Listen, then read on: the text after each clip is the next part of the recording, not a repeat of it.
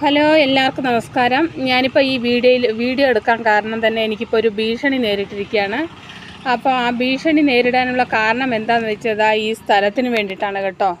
ഈ സ്ഥലത്തിന് വേണ്ടിയിട്ടാണ്. ഇത് ഏകദേശം ഒരു 90 സെൻറ്റോ 1 ഏക്കറിൻ്റെ അടുത്തുണ്ട്. അപ്പോൾ 85 സെൻറ്റാണ്, ബാക്കിയൊക്കെ പുറമ്പോക്കാണ്. അപ്പോൾ ഈ സ്ഥലം വന്നിട്ട് നമ്മുടെ ട്രൈബ്സിൻ്റെ ആദിവാസി ഉന്നമനത്തിന് വേണ്ടി മാറ്റി വയ്ക്കപ്പെട്ട ഒരു ഭൂമിയാണിത്. അപ്പോൾ ഇത് വന്ന് നത്തം ലാൻഡ് എന്നാണ് ഇതിനെ ഇപ്പോൾ അറിയപ്പെടുന്നത്. നത്തം ലാൻഡ് ആദിവാസികളുടെ ഉന്നമനത്തിന് വേണ്ടിയിട്ടുള്ളത്. അതും ആദിവാസി വക ഭൂമിയായിട്ടാണ് ഇതിൽ റെക്കോർഡ് പ്രകാരം രേഖകളിലുള്ളത് തന്നെ.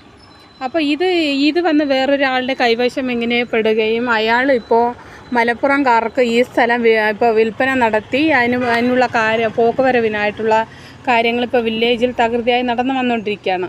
അപ്പോൾ ഇത് വന്ന് പല പ്രാവശ്യം നമ്മുടെ സബ് കളക്ടർ, നമ്മുടെ ബഹു സബ് കളക്ടറും ബഹു ജില്ലാ കളക്ടർ വരെ ഇതിൽ ഇടപെടുകയും അപ്പോൾ ഇതിന് വന്ന് സ്റ്റോപ്പ് മെമ്മോ വരെ നൽകിയൊരു ഭൂമിയാണിത്.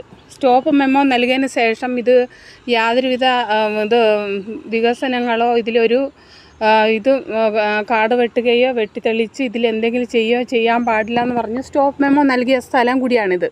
അപ്പോൾ ഇന്ന് കാട് വെട്ടാനായിട്ട് ഒന്നാമത് അവധി ദിവസങ്ങളിൽ മാത്രമാണ് ഇവിടെ ഓരോ പണി ചെയ്യാൻ വേണ്ടിയിട്ട് ഇവിടെ ഇറങ്ങി വരുന്നത് തന്നെ.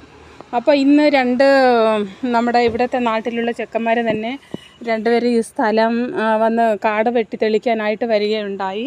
അപ്പോൾ ഞാൻ പറഞ്ഞു, സ്റ്റോപ്പ് മെമ്മോ കൊടുത്ത സ്ഥലമാണല്ലോ, അപ്പോൾ ഇനി ഇച്ചിരി തർക്കമുണ്ട്, മുഖ്യമന്ത്രിക്ക് വരെ പരാതി നൽകിയിട്ട്. അപ്പോൾ ആ പരാതിക്ക് ഇതുവരെ ഒരു നടപടി എടുത്തിട്ടില്ല. പക്ഷേ ഈ മൊഴിയൊക്കെ വില്ലേജ് അധികൃതർ അപ്പോൾ മൊഴിയൊക്കെ അയച്ചിട്ടുണ്ട്. അപ്പോൾ അതിനൊരു തീരുമാനം വന്നതിന് ശേഷം ഇവിടെ കാട് വെട്ടുകയോ എന്തെങ്കിലുമൊക്കെ നിങ്ങൾ ചെയ്താൽ മതി എന്ന് മാത്രമേ ഞാൻ പറഞ്ഞുള്ളൂ. ഇപ്പോൾ വന്നിട്ട് ഈ മലപ്പുറം ജില്ലയിൽ ഈ സ്ഥലമായിട്ടുള്ളൊരു വ്യക്തി ഇപ്പോൾ വരികയും വന്നിട്ട് ഇപ്പോൾ എന്നെ ഭീഷണിപ്പെടുത്തിയിട്ട് പോയിരിക്കുകയാണ്. ഞങ്ങൾ കാട് വെട്ടുന്നതിന് തടസ്സം ചെയ്തതായിട്ട് അറിഞ്ഞു. അപ്പോൾ നിങ്ങളാണ് ശിവാനി അല്ലേ? അപ്പോൾ നിങ്ങൾ എന്തിന് ഞങ്ങളുടെ കാട് ഇവിടെ വൃത്തിയാക്കാൻ വന്ന ആൾക്കാർ നിങ്ങളെ തടസ്സം ചെയ്തു? അതിനെതിരെ ഞങ്ങൾ കേസുമായിട്ട് മുന്നോട്ട് പോവുകയാണ്. പരാതി നൽകും ഇപ്പോൾ തന്നെ പോയി.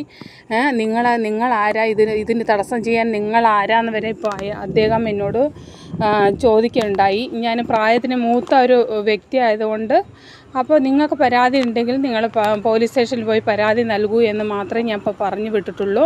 അപ്പോൾ അദ്ദേഹം ഇവിടെ വന്ന് ഇപ്പോൾ കണ്ടിട്ട് കൈ ഇങ്ങനെ ഞൊടിച്ചിട്ടാണ് എന്നെ വിളിക്കുന്നത്.